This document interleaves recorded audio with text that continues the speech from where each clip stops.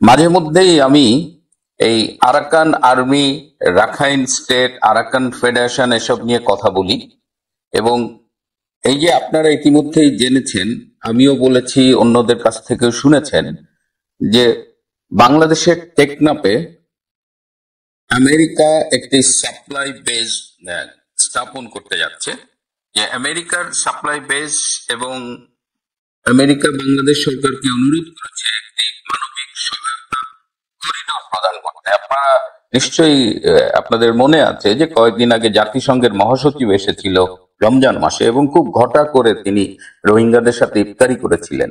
এবং আমরা অনেকেই ভেবেছিলাম যে রোহিঙ্গাদের বিভিন্ন ফান্ডিং টান্ডিং বন্ধ হয়ে যাচ্ছে, ওটা সেটা বাড়ানোর জন্য হয়তো কোনো উদ্যোগ, কিন্তু সেটাও ছিল এই যে এখন যে বিষয়টা নিয়ে কথা বলবো তারই পার্ট ছিল। এই সেক্রেটারি জেনারেল এই অঞ্চলে গিয়ে তিনি বাংলাদেশ সরকারকে আসলে একটি মানবিক সহায়তা করিডোর দেওয়ার জন্য বলেছেন। এই মানবিক সহায়তা করিডোর শব্দগুলো শুনতে খুবই ভালো লাগে, কিন্তু এর পেছনের কথাগুলো আজকে আমি বলবো। যে আপনারা জানেন যে আমাদের পার্শ্ববর্তী রাখাইন রাজ্যে মিয়ানমার সামরিক জান্তার সাথে বিচ্ছিন্নতাবাদী সন্ত্রাসী গোষ্ঠীরা লড়াই করছে, সশস্ত্র সংগ্রাম করছে।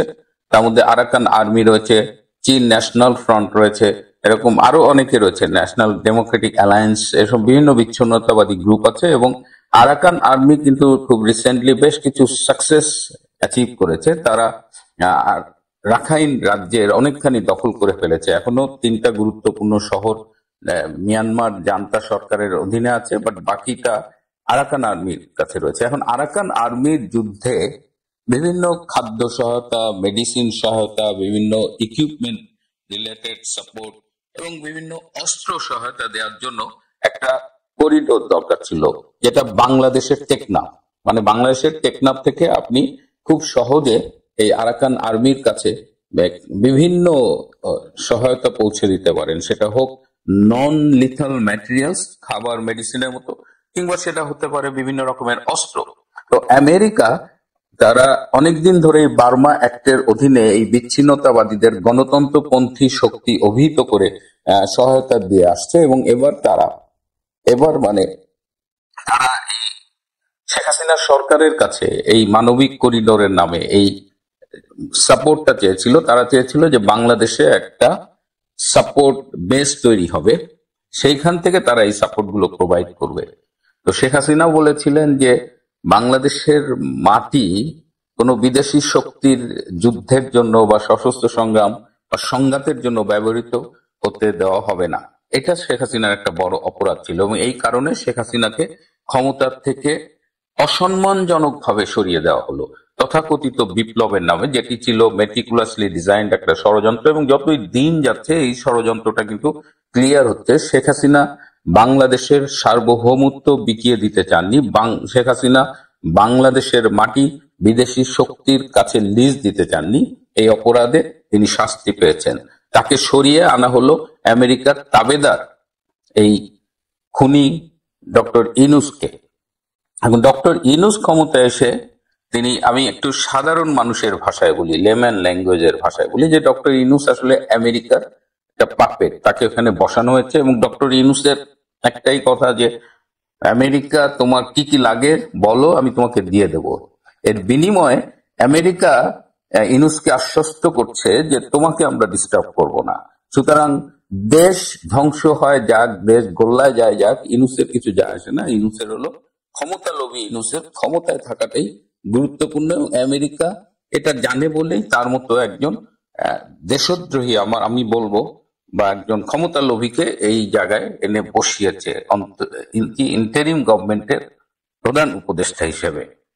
এবং এখন যেটা হচ্ছে, যেটা আমি আগেও বলেছি, যে টেকনাফে শিলখালী নামে একটা জায়গা আছে, সেই শিলখালী মৌজায় 40 একর জায়গা জুড়ে একটা বিশাল কনস্ট্রাকশন হবে, সাপ্লাই বেজ হবে। এবং সেখান থেকে বলা হচ্ছে non lethal materials, equipments, medicine, food যাবে এই গণতন্ত্রপন্থী সশস্ত্র গোষ্ঠীগুলোকে সহায়তা করার জন্য।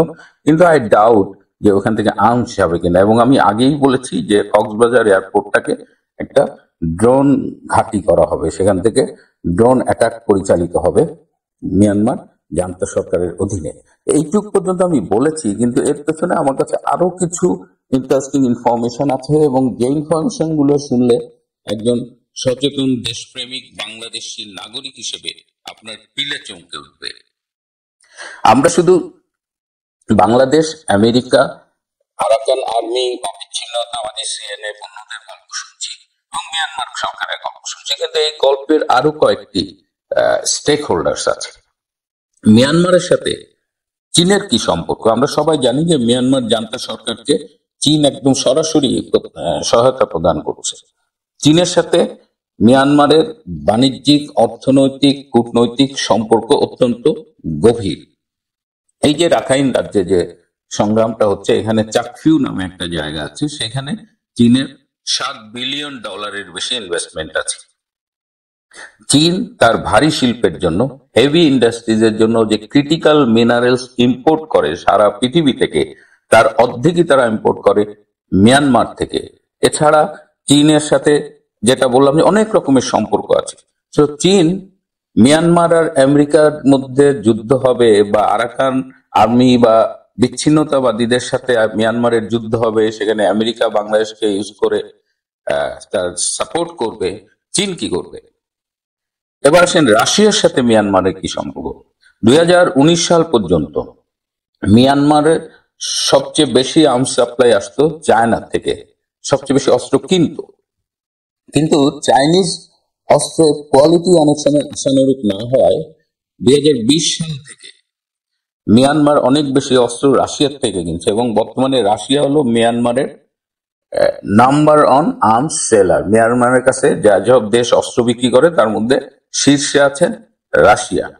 রাশিয়ার অনেক রাষ্ট্রীয় প্রতিষ্ঠান জ্বালানি খাতে মিয়ানমারে বিনিয়োগ করেছে, এবং আপনারা জানেন যে মিয়ানমারের উপরে আমেরিকার স্যাংশন আছে, রাশিয়ার উপরে আমেরিকার স্যাংশন আছে। সুতরাং মিয়ানমার এবং রাশিয়া অনেক বেশি তারা নিজেদের মধ্যে চুক্তি করে পারস্পরিক স্বার্থ সংক্রান্ত অনেক কিছুই করছে।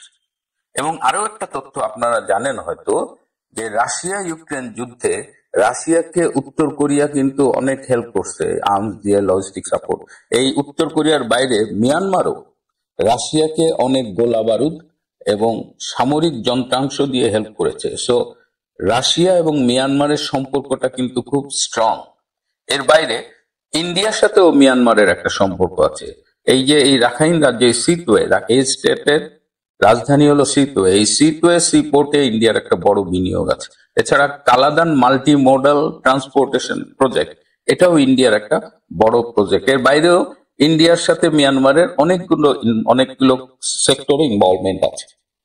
যেমন মিয়ানমারের সাথে যখন বিচ্ছিন্নতাবাদী গণতন্ত্রপন্থীদের যুদ্ধ হচ্ছে, এখানে আমেরিকা বিচ্ছিন্নতাবাদীদের সহায়তা করছে এবং সামরিক জান্তাদের বিরুদ্ধে লড়াই করছে।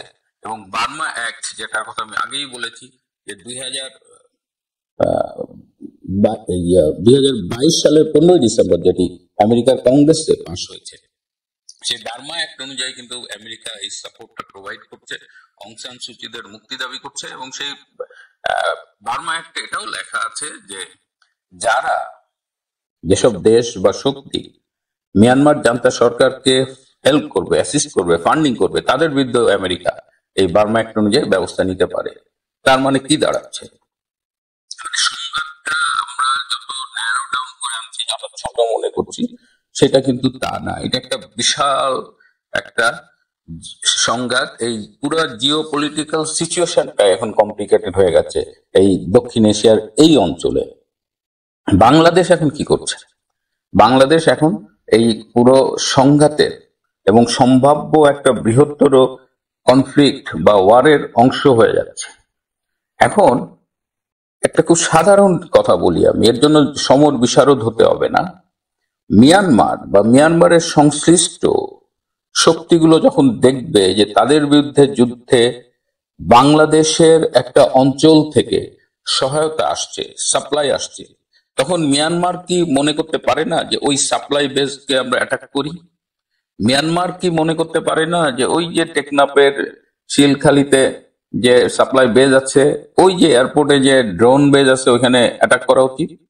সেই ক্ষেত্রে মিয়ানমার থেকে কি কোনো বোম কোনো মিসাইল এসে বাংলাদেশের মাটিতে পড়তে পারে না, বিশেষ করে কক্সবাজার এলাকায়, টেকনাফ এলাকায়, সেই ক্ষেত্রে বাংলাদেশ কি করবে? বাংলাদেশের সেনাবাহিনী কতখানি প্রস্তুত এরকম একটা সম্ভাব্য সংঘাতে জড়িয়ে যাওয়ার জন্য? আমি বাংলাদেশ সেনাবাহিনীর সাম্প্রতিক বেশ কিছু কার্যক্রমের তথ্য সংগ্রহ করেছি, কিন্তু সেটা এই এপিসোডে বললে অনেক একটু বেশি সময় লাগবে। সেটা নিয়ে আমি খুব তাড়াতাড়ি আপনাদের কাছে আসবে। আমাদের সেনাবাহিনীর এই সংঘাতে জড়িয়ে পড়ার জন্য কি কি প্রস্তুতি নেওয়া হচ্ছে এবং ডক্টর ইউনূস কিভাবে এই পুরো দেশটাকে একটা যুদ্ধের দিকে ঠেলে দিচ্ছে। এবং আমি এই এখন তো কলকাতা থেকে কথা বলছি, এখানে আমার একজন ইন্টারন্যাশনাল এক্সপার্টের সাথে পরশু রাতে কথা হচ্ছিল। তো তিনি আমার সাথে বিভিন্ন বাংলাদেশ বিষয়ে আলাপ করে তিনি খুব মজার করে বলেছেন যে যে বাংলাদেশ গোল্লায় যায় যাক, it doesn't matter to doctor Yunus. Doctor Yunus এমন একজন ক্ষমতালোভী, এবং আমেরিকা তাকে আশ্বাস দিয়েছে যে আমরা তোমাকে ডিস্টার্ব করবো না, আমরা যাই চাই সেটা তুমি আমাদের দাও। সেনাবাহিনীকেও টোপ দিয়েছে যে তোমরা আমাদের হেল্প করলে তোমাদের আমরা ট্রেনিং দেব, তোমাদের আমরা অনেক ফান্ডিং দেব। এ ধরনের নানা টোপ সেনাবাহিনীকে দিয়েছে, যে টোপটা জেনারেল ওয়াকার গিলেছে, তার বাহিনী সহ গিলেছে। তো এই অবস্থায় বাংলাদেশ একটা তীব্র সংকটের মুখোমুখি দাঁড়িয়ে আছে। এদিকে মিয়ানমার যে একদম চুপচাপ বসে আছে, বা এই রাখাইন স্টেটে আরাকান আর্মির যতটুকু অর্জন সেটাকে মেনে নিয়ে একদম পিছু হচ্ছে, সেটাও কিন্তু না। কারণ আমরা দেখলাম যে চীন সংলগ্ন যে মিয়ানমারের যে নর্দার্ন পার্ট, সেখানে শান স্টেটের যে রাজধানী ল্যাসিও, যেটা অলরেডি বিরোধী দল দখল করে ফেলেছিল, ন্যাশনাল ডেমোক্রেটিক অ্যালায়েন্স, এই সশস্ত্রপন্থী, তারা কিন্তু এই চীনের মধ্যস্থতায় সেই ল্যাসিওর থেকে সরে গেছে এবং সেখানে যুদ্ধবিরতি স্বাক্ষরিত হয়েছে। সুতরাং চীন অ্যাক্টিভলি রোল প্লে করছে।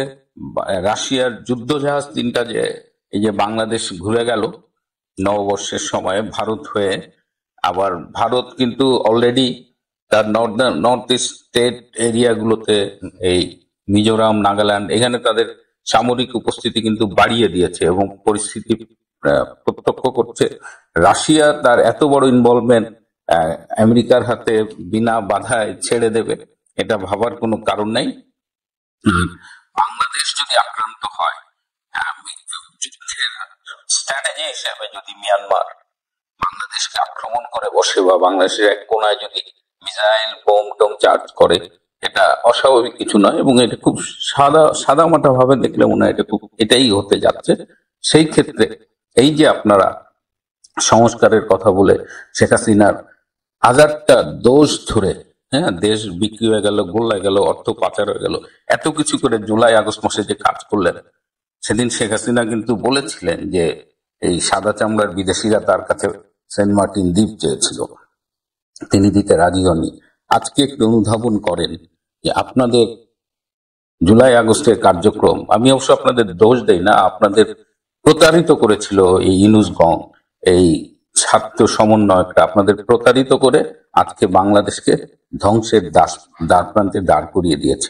আমি যদি আরো এগিয়ে যাই এবং চরম ঝুঁকির কথা বলি, তাহলে যেহেতু এখানে পৃথিবীর সব সুপার পাওয়ার ইনভলভ, মোরলেস, আমেরিকা, চীন, রাশিয়া, ভারত, এখান থেকেই যদি তৃতীয় বিশ্বযুদ্ধের সূচনা হয়, তাহলেও কিন্তু অবাক হওয়ার কিছু নেই। সেই সম্ভাবনা, সেই ঝুঁকি কিন্তু রয়েই যাচ্ছে।